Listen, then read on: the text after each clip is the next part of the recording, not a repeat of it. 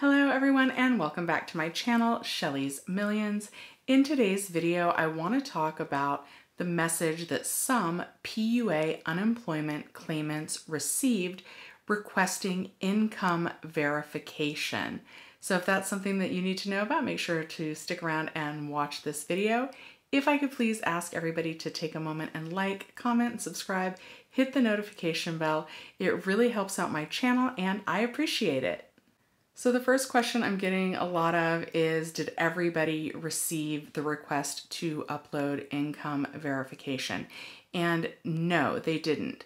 Most people who are only receiving the base amount of $167 on their PUA claims, they did not seem to get the notice requesting income verification. And some people who even received more than that didn't get the request either. You will know if you got the request by going online and on your dashboard, your main page where you log in before you certify for benefits. That's where you would see if it is requesting for you to upload your income verification documents. So when you log on to your UI online account, if it's asking for income verification, you have 21 days from the time of that notice to upload your documents to the EDD. Second question I'm seeing a lot is, can you upload your income verification documents one by one, or do you need to upload them all at once?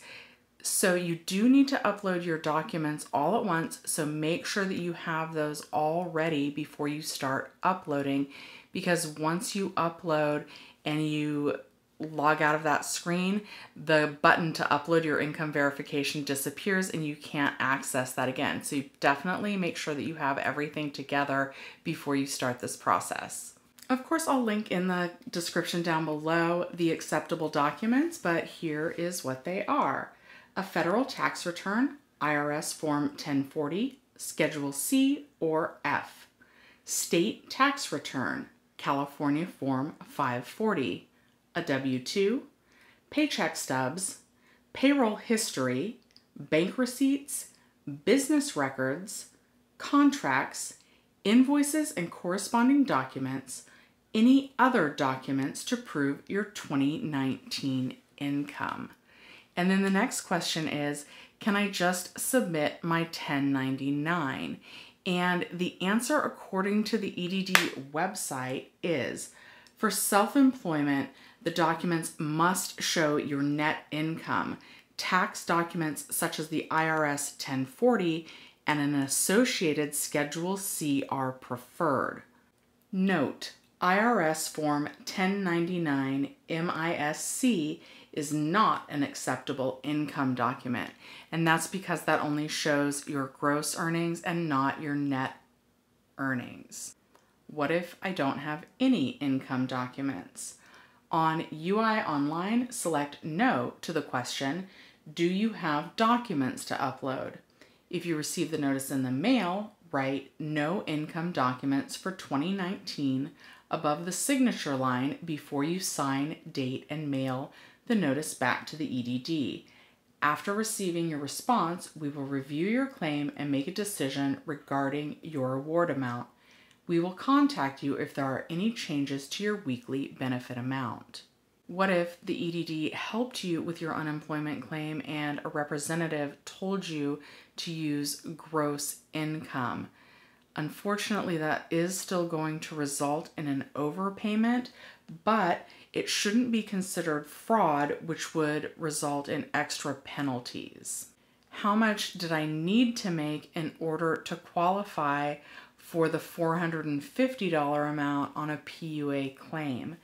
You would have needed to make in net income for all of 2019 $46,696 or more. That's how much you would have needed to make in net income that you would need to show if your weekly benefit amount on a PUA claim was raised to $450 a week. How much are you going to owe if you made an error when you were reporting your income to the EDD on your PUA claim? That's going to depend on a number of factors. It's going to depend on when you opened your claim and what the difference is between your actual net income is and what the income amount is that you initially reported to the EDD. The lowest someone could get on a PUA claim is $167. And I'm going to link the unemployment benefit table for you guys in the description down below. And then you guys can figure out how much you initially reported to the EDD, what your weekly benefit amount is versus how much you actually need to report to the EDD, and see if there's going to be an overpayment. And then you would take the difference of what you were receiving minus the amount you should receive and multiply that by the number of weeks that you have been receiving PUA benefits. So what happens if you can't afford to pay the EDD back, or you already spent the money that they gave you? There's a couple of options. You can arrange a payment plan with the EDD. They can deduct the amount from your future benefits.